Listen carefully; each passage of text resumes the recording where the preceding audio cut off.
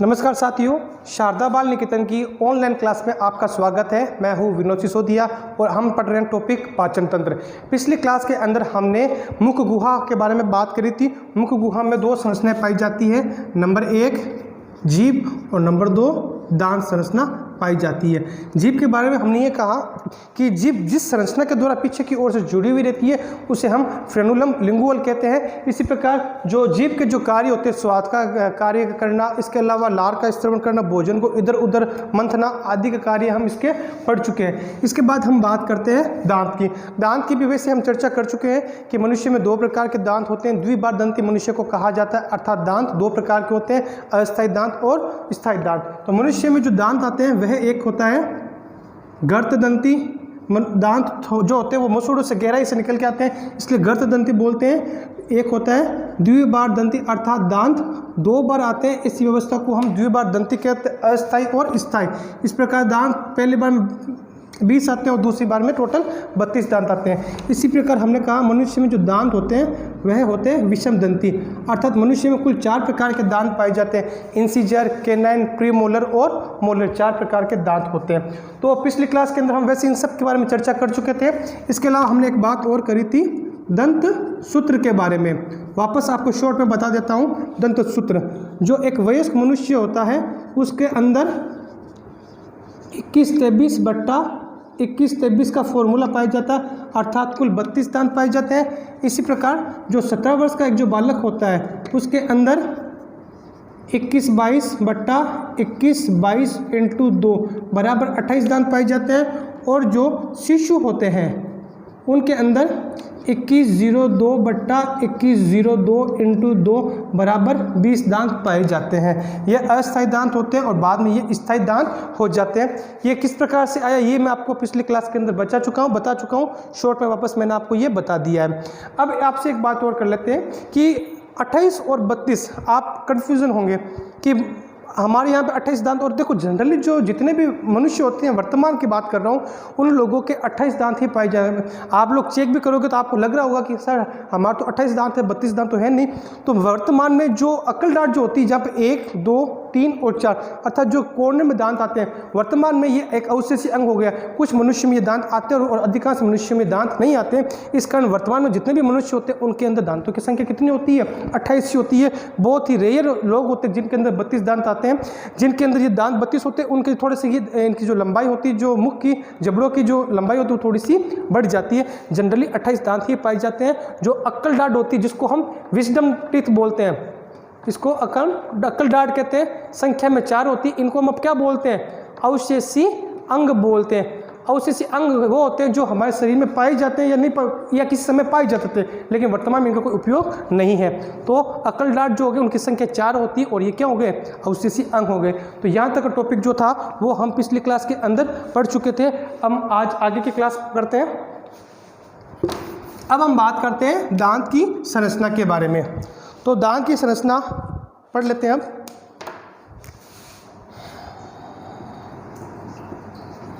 दांत की संरचना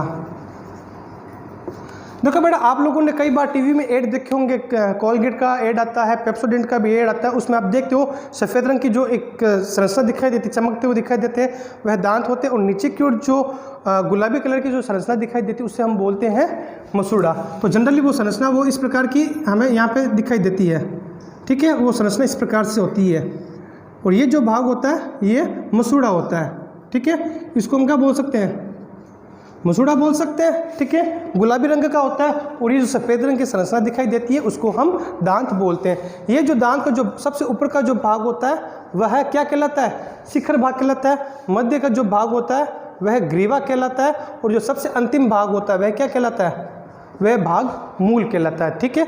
तो दांत की संरचना को 3 भागों में बांटा गया, शिखर भाग, ग्रीवा भाग और मूल भाग। ये इसकी संरचना हो गई। अब थोड़ा सा आगे और बढ़ते हैं। अब देखिए वास्तव में यहाँ पर एक विशेष प्रकार की संरचना पाई जाती है।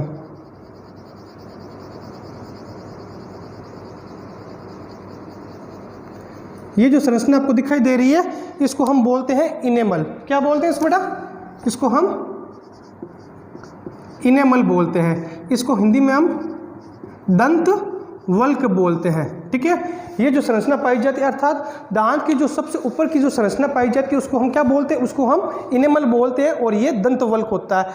यह मनुष्य के शरीर का सबसे कठोर भाग होता है। यदि आपसे पूछ लिया जाए कि शरीर का सबसे कठोर भाग कौन सा होता है, अमूमन हमारा ऐसा निकलता अस्थि, लेकिन ये जो भाग है इनेमल, ये जो हमारे शरीर की अस्थि है, जो हड्डी होती है उससे भी ज़्यादा मजबूत होती है। तो हम ये लिख सकते हैं सबसे मजबूत भाग या मजबूत संरचना कौन सी शरीर की, इनेमल जो होता है वह सबसे मजबूत संरचना होती है। अब ठीक इसी के नीचे एक और विशेष प्रकार की संरचना पाई जाती है जिसे हम बोलते हैं डेंटिन। क्या बोलते हैं, डेंटिन। ये जो संरचना पाई जाती है इसको हम क्या बोलते हैं,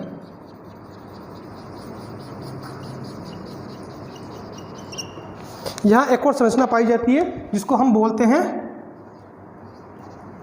डेंटिन बोलते हैं। क्या बोलते हैं बेटा इसको, डेंटिन। और इसका निर्माण किससे होता है, दंत कोशिकाओं के द्वारा इनका निर्माण होता है। दंत कोशिकाओं के द्वारा क्या होता है, इस डेंटिन का निर्माण होता है। और ये बीच का ये जो भाग होता है ये गुहा वाला भाग होता है। और यहाँ पर एक विशेष प्रकार की संरचना पाई जाती है, ये पाई जाती है, इनको बोलते हैं हम तंत्रिकाएँ। क्या पाई जाती है, तंत्रिकाएँ। तंत्रिकाएँ क्या करती है, संवेदनाओं को ग्रहण करती है। दांतों में जो दर्द होता है उन दर्द को कौन ग्रहण करता है, ये तंत्रिकाएँ ग्रहण करती है। और तंत्रिकाओं का कार्य क्या होता है, लास्ट में संवेदनाओं को ग्रहण करके कहाँ पहुँचाना, मस्तिष्क तक पहुँचाना। तो तंत्रिकाएँ क्या करती है, उस दर्द को, ये संवेदना जो दांतों में दर्द होता है उस संवेदना को बाद में क्या करती है, मस्तिष्क तक पहुँचाने का कार्य करती है। तो दांत की संरचना के अंदर में 3 भाग होते हैं, शिखर, नंबर 2 ग्रीवा और नंबर 3 मूल। यहाँ तक समझ में आ गया।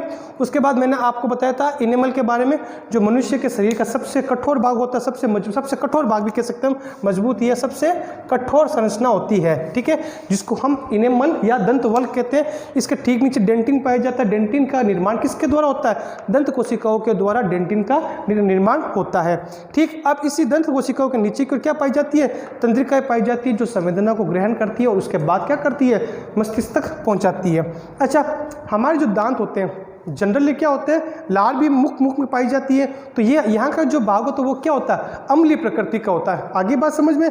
तो हम ब्रश क्यों करते हैं, तो इस अम्लता के कारण जो लार पाई जाती है, या कभी कभी पानी के साथ फ्लोरीन या फ्लोराइड आ जाता है, इसके कारण दांत क्या हो जाते हैं, पीले हो जाते हैं। तो हम क्या करते हैं, बाद में ब्रश लेकर उसको रगड़ते रहते हैं। तो एक चीज़ और बताता हूँ, ऐसा नहीं कि आप आधे घंटे तक, 15 मिनट तक या 20 मिनट तक ब्रश को लेकर उसको आप ब्रश करते रहो। उसको लगातार प्रयोग करने से हमारे इनेमल को नुकसान होता है और दांत नष्ट हो सकते हैं। तो हमें ब्रश केवल मुश्किल से 5 मिनट या उससे भी कम समय के अंदर कंप्लीट कर लेनी चाहिए। मेरे दांतों की जो घिसाई है वो कम हो जाती है। इसको केवल सहार्य करने के लिए ही या उसको उदासीन करने के लिए ही ब्रश किया जाता है और उस पीलेपन को हटाया जाता है। तो यहाँ तक का ये हमारा टॉपिक कंप्लीट हुआ, दांतों की संरचना। अगला जो है हमारा कार्य टॉपिक है दांत के कार्य।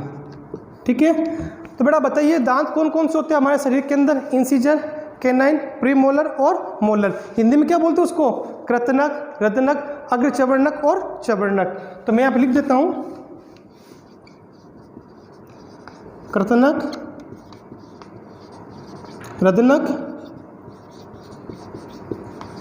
अग्रचवर्णक और 4 हो गया चवर्णक। मनुष्य के शरीर में 4 दांत पाए जाते हैं। अब 4 दांतों का कार्य क्या होता है वो कार्य भी मैं आपको यहाँ पे बता देता हूँ। तो सबसे पहले अपन बात करते हैं कृतनक की। इसका कार्य क्या होता है, भोजन को तोड़ने का कार्य होता है।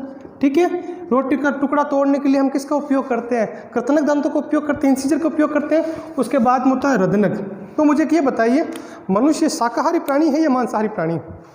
देखिए, रदनक का पाया जाना मांसाहारी प्राणी की विशेषता होती है। जितने भी जो जंगली जानवर होते हैं उनके अंदर जो रदनक की संख्या होती है वो अधिक होती है। आप कुत्ते को देख लीजिए, भेड़िया को देख लीजिए या शेर को देख लीजिए, उनके अंदर रदनक की संख्या अधिक होती है, क्योंकि ये दांत क्या करते हैं, चीरने फाड़ने का कार्य करते हैं। इनका अर्थ क्या होता है, चीरने फाड़ने का कार्य करते हैं का कार्य। तो सवाल मैंने पूछा था मनुष्य क्या होता है, मनुष्य एक मांसाहारी प्राणी। और मांसाहारी प्राणी क्यों है, क्योंकि उसके अंदर रदनक पाए जाते हैं। तो मुख की प्रकृति या दांत की प्रकृति के आधार पर मनुष्य मांसाहारी प्राणी है। रदनक दांतों का पाया जाना मांसाहारी प्राणी की विशेषता होती है।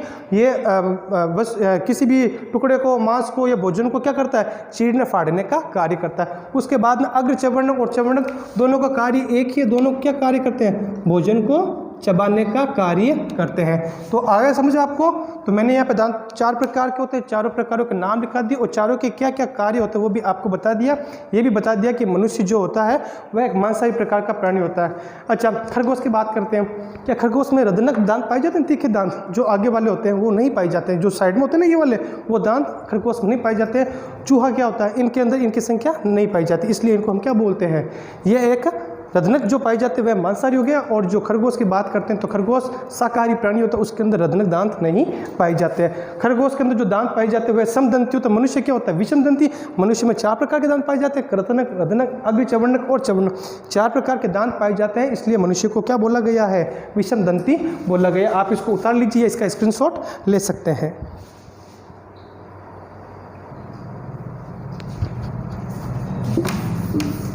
ये आपने उतार लिया। अब आगे की क्लास में बढ़ते हैं। आगे का जो टॉपिक अपना है फेरिंग्स, जिसे हम क्या बोलते हैं, ग्रसनी बोलते हैं। क्या बोलते हैं इसको हम, ग्रसनी या फेरिंग्स बोलते हैं। ठीक है बेटा, आप मुझे ये बताइए पाचन तंत्र में जो आहार नाल की होती है उसकी शुरुआत कहाँ से होती है? सबसे पहले मुख एवं मुख गुहा। मुख गुहा के बाद में क्या आती है, ग्रसनी। ग्रसनी के बाद क्या आती है, ग्रसिका। अर्थात मुख गुहा और ग्रसिका के बीच का भाग क्या कहलाता है, ग्रसनी कहलाता है ना। तो देखिए, तो पहला पॉइंट हम यहाँ पे क्या लिख सकते हैं, यह है मुख गुहा व ग्रसिका का मध्य भाग है। एक पॉइंट और, यह है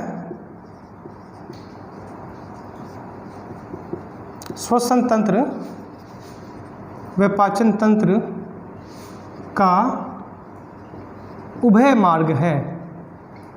अब उभय मार्ग कैसे है वो भी मैं आपको बताऊंगा। श्वसन तंत्र और पाचन तंत्र का क्या ही है, उभय मार्ग कैसे वो भी आपको बता देता हूँ। इसके अलावा एक और है, इस ग्रसनी के भाग।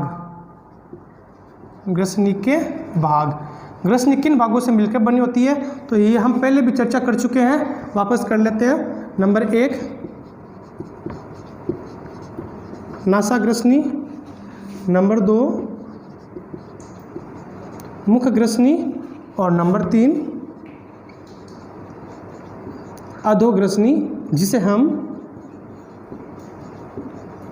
कंठग्रसनी भी कहते हैं। देखिए, इनको शुरुआत करने से पहले एक बार अपन एक चर्चा, एक छोटी सी चीज़ भूल गए तो वो बता देता हूँ। देखो, एक संरचना होती है यवला, ठीक है, एक होता है एपिग्लोटिस। एक होती है यवला, एक होती है एपिग्लोटिस। इसको हम बोलते हैं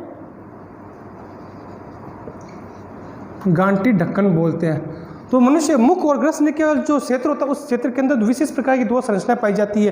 पहले यवला होती है जो कि मुख गुहा में पाई जाती है।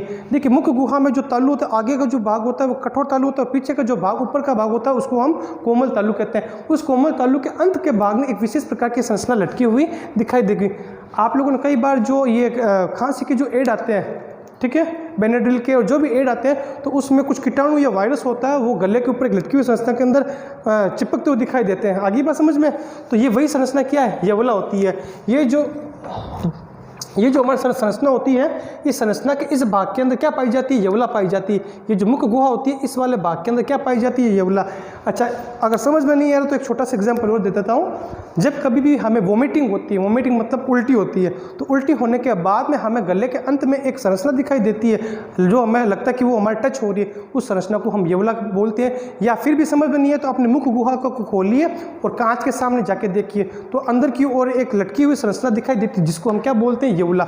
इसके 2 प्रकार के कार्य हो सकते हैं। पहला कार्य ये कि जब भी भोजन ग्रहण करते हैं तो भोजन ग्रहण करते समय वो उस भाग को टच कर लेता है, और टच करने के बाद जो लटकी हुई संरचना है वो अब ऊपर की ओर चली जाती है, जिससे भोजन नीचे की ओर चला जाएगा, भोजन नाक में नहीं जाएगा। तो यवला का कार्य क्या हो गया, पहला भोजन को आंतरिक नासा छिद्रों में प्रवेश करने से रोकना। जैसे इस प्रकार से लटकी हुई संरचना है, भोजन को आपने ग्रहण किया, ये ढक्कन क्या करेगा, ऊपर जाएगा और ऊपर के जो नाक का जो छिद्र है उसको बंद कर देगा, जिससे भोजन ऊपर नहीं जाएगा। इसके अलावा एक कार्य और बताया जाता है, अमूमन हम में से कई लोग जो होते हैं खर्राटे लेते हैं, तो जब इस यवला की लंबाई बढ़ जाती है और जब मनुष्य मुंह को खोल के जब सोता है, तो कई बार जब जो वायु जब टकराती है, अंदर प्रवेश करने के बाद वो यवला से टकराती है, टकराने के कारण खर्राटे की आवाज़ आती है। कई बार सवाल पूछ लेते हैं खर्राटे क्यों आते हैं, तो आप ये बोल सकते हो कि यवला की लंबाई बढ़ जाने के कारण खर्राटे आते हैं। तो यवला आपको समझ में आ गया। अब दूसरी बात करते हैं, हम एपिग्लोटिस के बारे में बात कर लेते हैं। अब एपिग्लोटिस जो होता है वो वास्तव में इस ग्रसनी के अंदर पाया जाता है, यहाँ पाया जाता है। ग्रसनी जो कंठ वाला जो भाग होता है यहाँ पे पाया जाता है। तो यहाँ पे मैंने भी एक वर्ड बोला था कि ये श्वसन तंत्र और पाचन तंत्र का उभय मार्ग होता है। तो देखिए, मान लीजिए ये जो भाग है ये है पाचन नली, आगे बात समझ में। और ये जो मार्ग है वो कौन सी है, ये हो गई श्वसन नली। जनरली ये मार्ग जो होता है वो खुला रहता है, पर जैसे मनुष्य जब भोजन ग्रहण करता है तो ये क्या करेगा, भोजन जैसे टकरा तो ये यहाँ पे संरचना पाई जाती है एपिग्लोटिस। ठीक है, जैसे भोजन ग्रहण करते हैं इस प्रकार से रहता है ये। तो जैसे भोजन को हम ग्रहण, ये वाला भाग हो गया एपिग्लोटिस। ठीक है, जैसे ही भोजन को ग्रहण करते हैं तो भोजन यहाँ से प्रवेश करता है और इससे टकराता है, तो ये क्या कर देगा, इस मार्ग को बंद कर देता है। तो जब मार्ग को बंद कर देगा तो भोजन अब सीधा कहाँ जाएगा, पाचन नली में, और आगे क्या है, आमाशय है, तो भोजन इसमें जाएगा। तो एपिग्लोटिस का कार्य क्या होता है, भोजन को श्वसन नली में जाने से रोकना। आगे बात समझ पे। देखो बेटा, आपको मैं 10वीं क्लास या 11वीं क्लास के अंदर भी मैंने बताया था कि जब भी अपन खाना वाना खाते हो तो अपने जो बुजुर्ग लोग होते हैं, दादा दादी या माता जी पिताजी, वो लोग बोलते हैं कि खाना खाते समय बात नहीं करनी चाहिए या कभी भी ज़्यादा हंसना नहीं चाहिए। तो कभी गलती से इमेजिन कीजिए, किसी वैसे होता नहीं है, त्रुटिवश यदि भोजन ये मार्ग बंद नहीं हुआ और भोजन गलती से इस नली के अंदर प्रवेश कर गया तो क्या हो जाएगा भाई। तो भोजन थोड़ी मात्रा में गया तो आपको हिचकी आ सकती है, थोड़ा और ज़्यादा घुस गया तो आपको खांसी आ जाएगी, आप उसको बाहर निकाल सकते हो। लेकिन जब भोजन अधिक मात्रा में या अंदर पहुंच गया, माना कि यहाँ पे जब के भोजन पहुंच गया, इसने यहाँ पे ब्लॉक कर दिया, तो क्या मनुष्य श्वसन की क्रिया कर पाएगा क्या। ये देखिए, यहाँ पे भोजन अधिक मात्रा में आ जाए, फंस जाए, किसी कारणवश यहाँ पे फंस गया तो श्वसन मार्ग क्या हो गया, ब्लॉक हो गया, जिसके कारण व्यक्ति की मृत्यु भी हो सकती है। आगे बात समझ में। तो यवला और एपिग्लोटिस क्या होता है, दोनों मैंने आपको समझा दिया। इसका एक वीडियो है जिसमें ये दोनों चीज़ें क्लियर दिखाई देती है। कुछ समय बाद जब ये अपना टॉपिक क्लियर हो जाएगा पाचन तंत्र वाला, उस समय ये एक वीडियो मैं आपको और पोस्ट करूंगा, आप उसको देखकर समझ सकते हैं। तो आगे बात समझ में यहाँ तक का कि हाँ, अब बात कर लेते हैं ग्रसनी। ग्रसनी जो होती है वह मुख गुहा व ग्रसिका का मध्य भाग होती है। मैंने आपको बताया था मुख गुहा के बाद में ग्रसनी, ग्रसनी के बाद में ग्रसिका। तो मुख गुहा और ग्रसिका के बीच का भाग क्या कहलाता है, ग्रसनी कहलाता है। अब ये जो भाग होता है श्वसन मार्ग और पाचन तंत्र का क्या होता है, उभय मार्ग होता है। देखिए, आप लोगों ने देखा होगा जनरली हम श्वसन की क्रिया किस मार्ग द्वारा संपन्न करते हैं, नाक के द्वारा हम श्वसन की क्रिया करते हैं। आगे बात समझ में।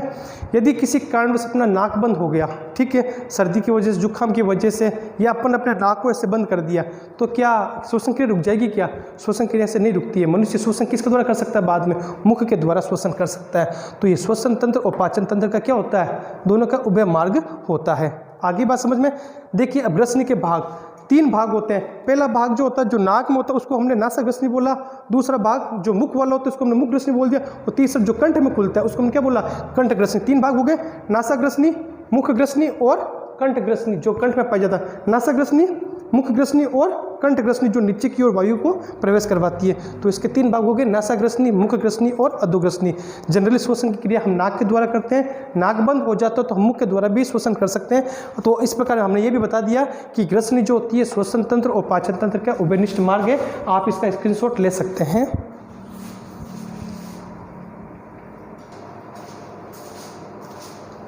देखिए, ग्रसनी में किसी भी प्रकार की ग्रंथि नहीं पाई जाती है। ठीक है, अब ग्रसनी के बाद जो अगला भाग है अपना ग्रसिका, वह अब शुरू कर लेते हैं। अगला जो भाग है वह है अपने ग्रसिका, जिसे ईसोफेगस कहते हैं। अगला जो भाग है हमारे वह है ग्रसनी के बाद जो अगला भाग है ग्रसिका। तो देखिए, मुख गुहा, मुख गुहा के बाद में ग्रसनी, ग्रसनी, मुख गुहा, ग्रसनी, ग्रसिका, आमाशय। तो हम क्या बोलेंगे, यह है ग्रसनी और आमाशय का बीच का भाग है। तो पहला पॉइंट क्या हो गया, यह है ग्रसनी व आमाशय के मध्य या बीच का भाग होता है। आगे बात समझ में। इसकी जो लंबाई होती है वह लगभग 25 सेंटीमीटर से ज़्यादा हो सकती है, 25 सेंटीमीटर से 30 सेंटीमीटर तक की भी हो सकती है। ठीक है। देखिए ग्रसनी व आमाशय का मध्य भाग होता है वो क्या कहलाता है, ग्रसिका कहलाती है। इसकी जो लंबाई होती है वो 25 सेंटीमीटर से अधिक होती है और इसकी लंबाई अधिक भी हो सकती है। देखिए जैसे आपको मैं बता देता हूँ, जिराफ की बात करते हैं तो क्या है, जिराफ के अंदर 25 सेंटीमीटर है क्या, तो जिस व्यक्ति के अंदर ग्रसिका की लंबाई जितनी अधिक होगी उसकी गर्दन की लंबाई भी क्या होगी, उतनी ही अधिक होती है। ठीक है, तो इसकी जो लंबाई होती है वह ग्रसिका की जो लंबाई होती है वह जितनी लंबाई ग्रसिका की अधिक होगी गर्दन की लंबाई भी उतनी ही अधिक होगी। जिराफ की लंबाई 1 मीटर तक भी हो सकती है, मनुष्य में 25 से लेकर 45 सेंटीमीटर तक की ये लंबाई हो सकती है। अब बात करते हैं ये कहाँ तक होती है, ये वक्ष भाग से होते हुए कहाँ प्रवेश करती है, आमाशय में प्रवेश करती है, आमाशय में प्रवेश करती है।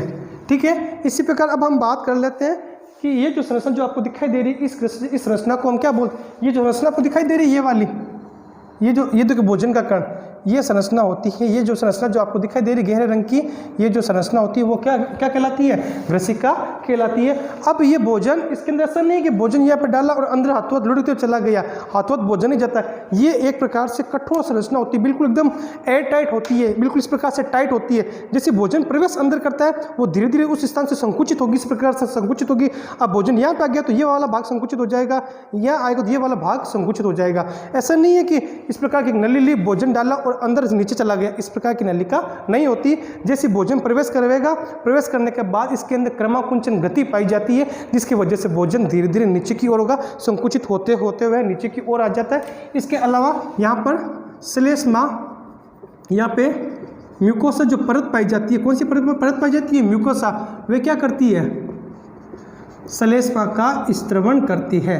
श्लेष्मा का स्त्रवण करने से यहाँ का मार्ग होता है वह चिकना हो जाता है, जिससे भोजन आसानी से गति करते हुए नीचे की ओर चला जाता है। तो अगला टॉपिक होगा आपके आमाशय। तो आज के लिए इजाज़त दीजिए, धन्यवाद।